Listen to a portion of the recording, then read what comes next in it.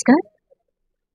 आज बिरसा मुंडा 150तम वार्षिक उत्सव यही माटी आज ये पवित्र दिन में मुझे पाद दे निजक धन्य मन करुच्ची।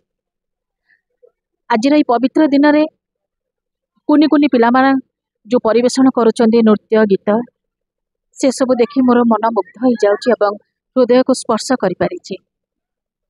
मु मामा तारिणी को कोटि कोटि प्रणाम करुछि जे तांकर आशीर्वाद ए कुनि कुनि पिलांक ऊपर रहू आउ एमाने आहुरी आगो को जातु।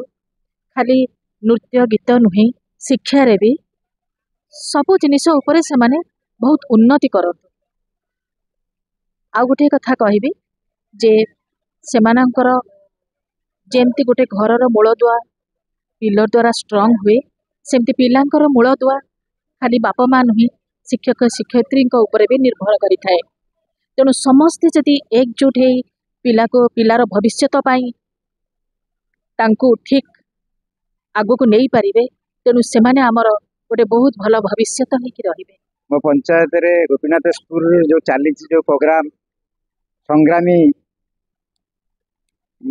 बिरसा मुंडांकर 150तम जयंती रे आज जो आश्रम स्कूल जो मुखरित होइछि पिला माने एठियार स्कूल जो अभिभावक माने अछंती जो शिक्षक शिक्षयित्री माने अछंती तांकर उद्यम फल रे आज साफल्यमंडित होउछि जोटा कि संग्रामी बिरसा मुंडांकर जीवनी उपरे आज आधारित प्रोग्राम किंतु ता संगर संलग्न अच्छी जे अभिभावक माने एतिरे मिसिचंती जहा द्वारा कि शिक्षा मान बढ़िबो।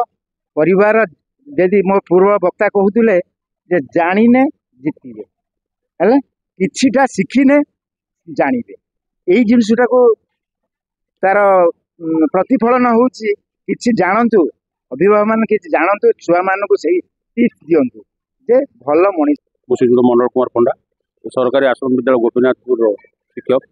आज आम जो 150तम बिरसा मुंडा जयंती अवसर में आज आम गणर जी सब पितामाता अभिभावक अभिभाविका मान एकजुट होती कुनि कुनि पिला मानकर नृत्य गीतर ताले ताले प्रतिभार अन्वेषण करवा एवं किसी जानिबा एवं जनइबा तांकर कौन सरकार तरफ बहुत प्रकार योजना अच्छी सुविधा सुजोग अच्छी हॉस्टेल कौन से प्रोत्साहन राशि अच्छी से विषय समस्त कथा जानवे एवं सचेतन हेबे आगो को किमिति पिला माने उत्तरोत्तर उन्नति करेंगे से चेष्टा करेंगे।